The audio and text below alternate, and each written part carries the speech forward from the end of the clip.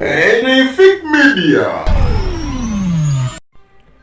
Convoy ya President Museveni yatomedde abantu basatu eyagulidde Masaka emmotoka alabika agimuggyeko.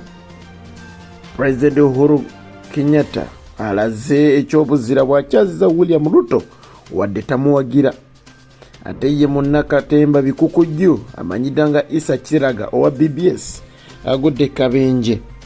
Kooti kyaddaaki egobye omusango ogubadde guvunaanwa omubaka wa Kawempe North Muhammad Segirinya. Ate Ebya Sulaiman Jakana Nadduli bikyalanda anti akyawera ennemba n'emisango. Amanya muziko Alhaji Abdul Nur Mnyamishafi Kulwanga eno Ebya Media ogamota gwe nali mbitonde by'eggwanga eby'enjawulo gano gemasu getukuleetera buli lunaku.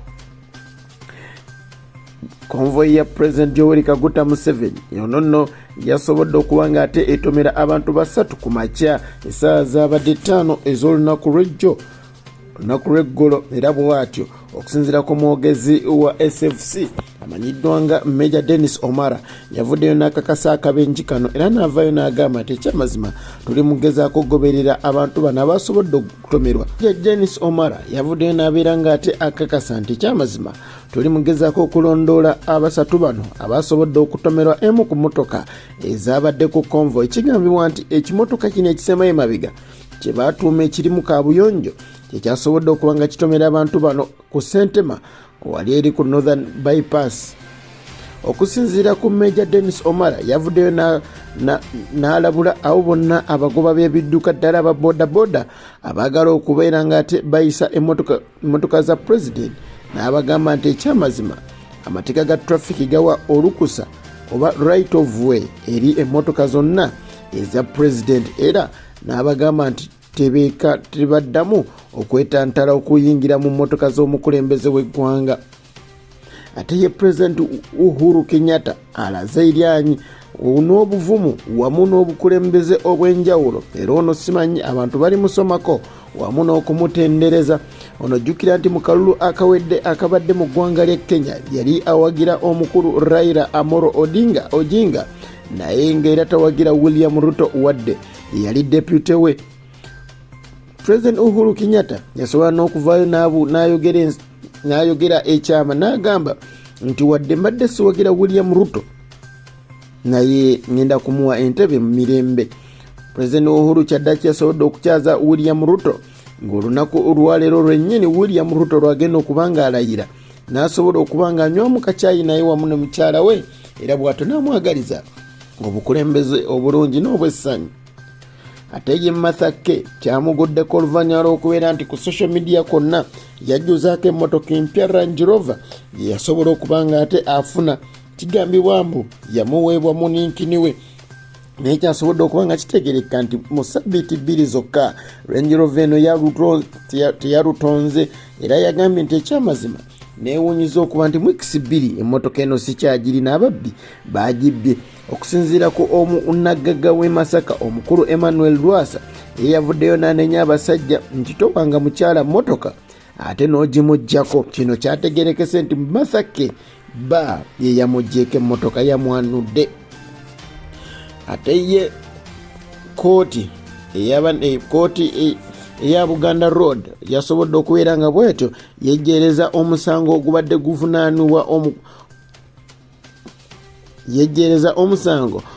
guvunaanibwa omubaka wa Kawempe North Muhammad Segirinya.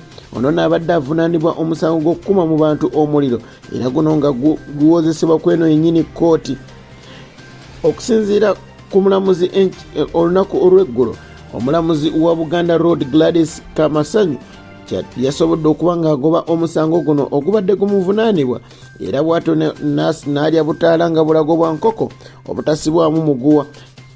Omulamuzi yavuddeyo n'agamba nti ekyamazima oludda oluwaabi lwabulwa obujulizi, era tebasobodde kubeera nga baleeta bujulizi obulumiriza Segirinya, era bw'atyo Segirinya n'asigala nga yejjeeredde. Naye kigambibwa nti emisango emirala ate giwozesebwa ekkololo gyo akyapookya nagyo.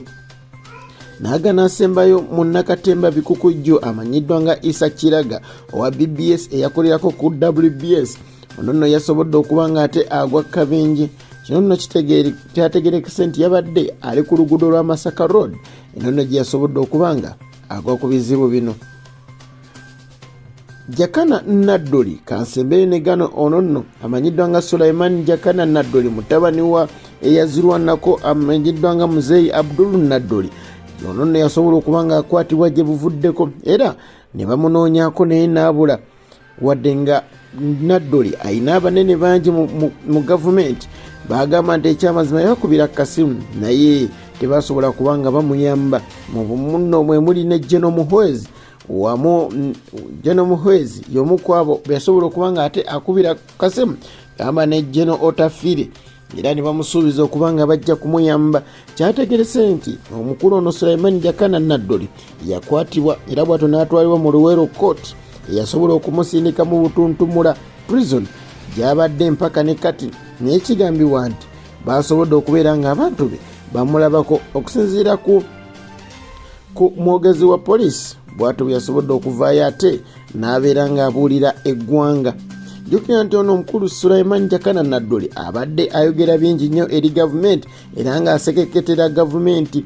Kyategerekese nti gwe gumu ku misango emingi egyamuteereddwako era kigambibwa mbu emu ku byamunyiiza bwe mwali okummibwa tikiti ya NRM n'ebiibwa omukyala Saida Bumba era bw'atyo n'ajja kubwa Namunegena n'atasobola kuba ng'ayitawo mu kalulu ka Nakaseke Central. Omukama akonkomere ako nga kulekeddemu weeyagale nakubeera bulungi weeraba.